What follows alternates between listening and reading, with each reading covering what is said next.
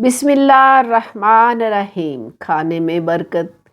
ایک دن حضرت ابو طلحہ رضی اللہ تعالیٰ عنہ اپنے گھر میں آئے اور اپنی بیوی حضرت ام سلمہ رضی اللہ تعالیٰ عنہا سے کہا، کیا تمہارے پاس کھانے کی کوئی چیز ہے؟ میں نے حضور پاک صلی اللہ علیہ وآلہ وسلم کی کمزور آواز سے یہ محسوس کیا کہ آپ کو بھوک لگی ہے۔ ام سلمہ رضی اللہ تعالیٰ عنہا نے جو کہ چند روٹیاں دوپٹے میں لپیٹ کر حضرت انس رضی اللہ تعالیٰ عنہ کے ہاتھ آپ کی خدمت میں بھیج دی۔ حضرت انس رضی اللہ تعالیٰ عنہ جب بارگاہ نبوت میں پہنچے تو آپ صلی اللہ علیہ وآلہ وسلم مسجد نبوی میں صحابہ کرام رضی اللہ تعالیٰ عنہ کے مجمع میں تشریف فرما تھے۔ آپ صلی اللہ علیہ وآلہ وسلم نے پوچھا، کیا ابو طلحہ نے تمہارے ہاتھ میں کھانا بھیجا ہے؟ انہوں نے کہا کہ جی ہاں۔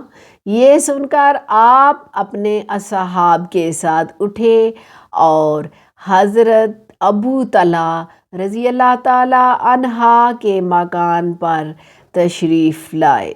حضرت انس رضی اللہ تعالیٰ عنہ نے دوڑ کر حضرت ابو طلحہ رضی اللہ تعالیٰ عنہ کو اس بات کی خبر دی۔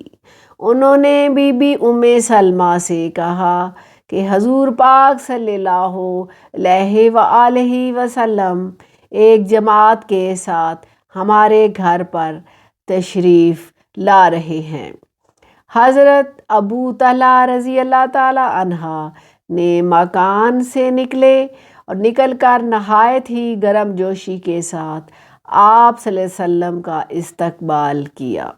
آپ صلی اللہ علیہ وسلم تشریف لا کر حضرت بی بی ام سلمہ رضی اللہ تعالیٰ عنہ سے فرمایا کہ جو کچھ تمہارے پاس ہے لاؤ۔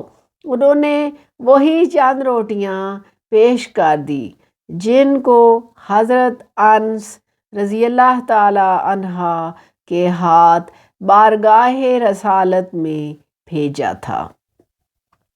آپ صلی اللہ علیہ وآلہ وسلم کے حکم سے ان روٹیوں کا چورا بنایا گیا اور حضرت بی بی ام سلمہ رضی اللہ تعالیٰ عنہ نے اس چورے پر بطور سالن کے گھی ڈال دیا۔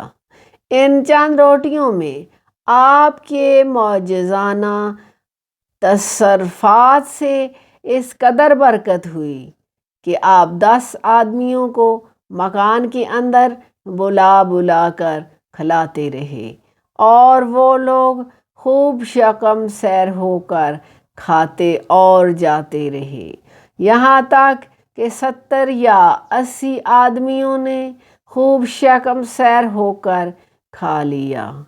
اللہ حافظ۔